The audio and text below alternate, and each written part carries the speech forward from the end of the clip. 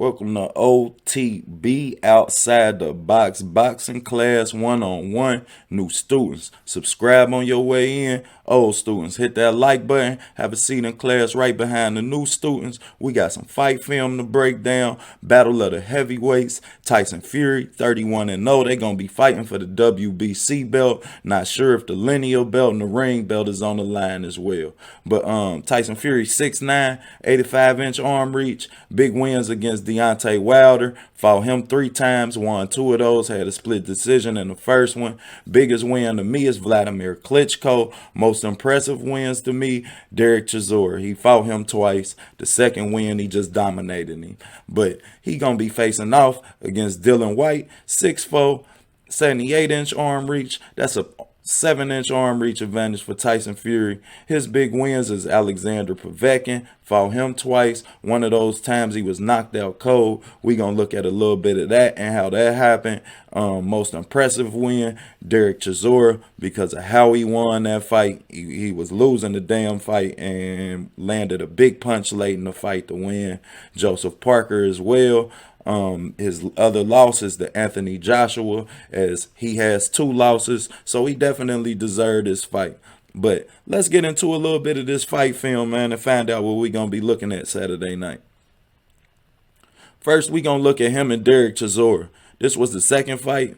And what we're going to look at in this clip is look at how Chisora roll up and he stays on the phone because he's shooting the left hand. But right here, he sails out, shoots the right hand to the same damn move. And that's just not a high boxing ring IQ to me. And a lot of the things you see that he does, he do good. Look at him shoot that up when he on the line because he know Derek Chisora's head is right in front of him. And that's smart. That's smart boxing. But what I don't like that he do, and that's what, look at that jab. Look at him lean out on that jab. Fighters, I never want to see you lean out on that jab. If you're trying to stay away from leaning out on that jab, I want you to box throwing your jab on the heel of your foot. Because when you lean out, you stay on the line, and that's why he ate that overhand right from Derek Chisora.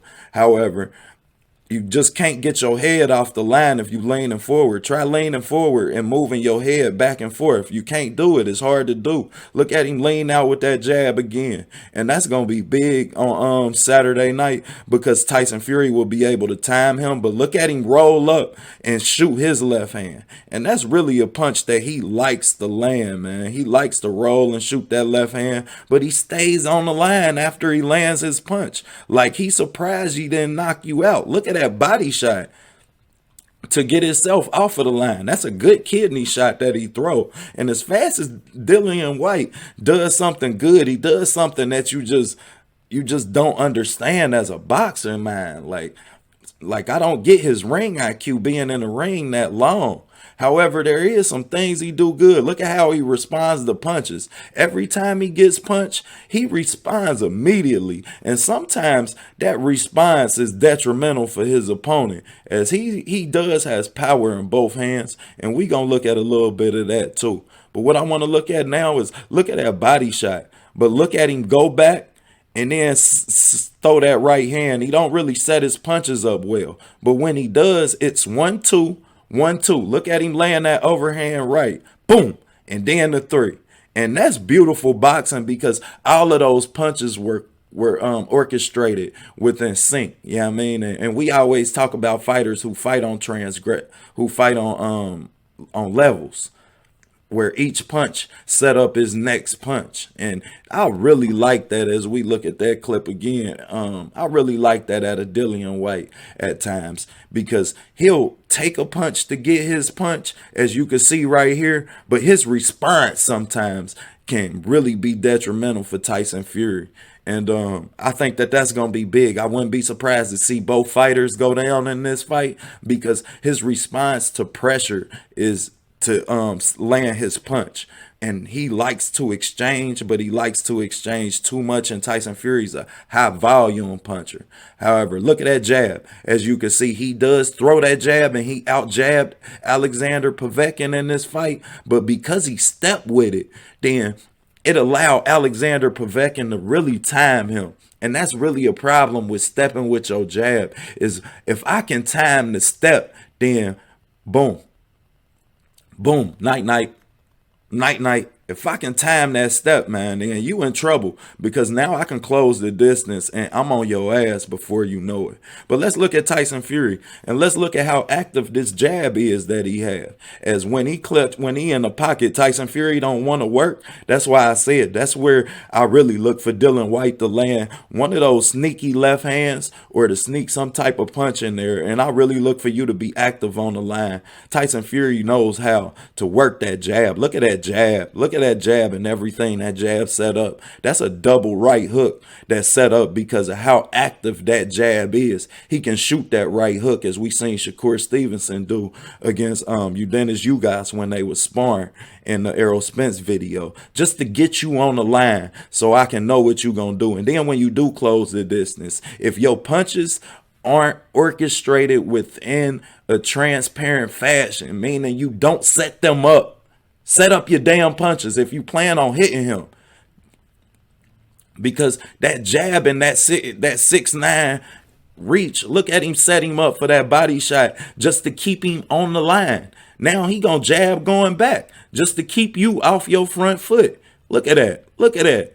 And a lot of people think that that's simple boxing and that's irrelevant. No, that is great boxing, man. And that's smart. That's a high ring IQ by Tyson Fury because he realizes that Derek Chisora want to get on his front foot and close this distance. So to keep your distance and to keep you in front of me, I'm just going to shoot that left right hook, set up that right cross. And then look at how many punches that jab set up. Now that right hook again. That jab sets up everything, man. So I want our boxers to definitely keep an active jab and work on your jab and know how important it is and the transparency of the rest of your punches. But now we're going to look at him come back out, get on the line, shoot that two-piece, which is designed to go to the body. But he can see that right coming because Derek Chisora never sets it up. So you always see the transferring weight coming. You can see that punch coming a mile away. Now look at him. He just going to lean out, come over the top, and pop you with some jabs because he keeps that jab active so that he can maintain his distance. And he realizes that he has an 85-inch reach. And Tyson Fury uses it. As Tyson Fury has the most, look at that jab. As he has the most active and most most useful jab in boxing.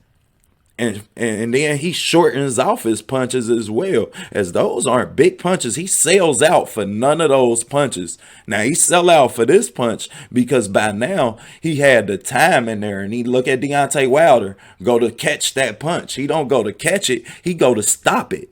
And you're not going to stop somebody's hand at full motion once they selling out.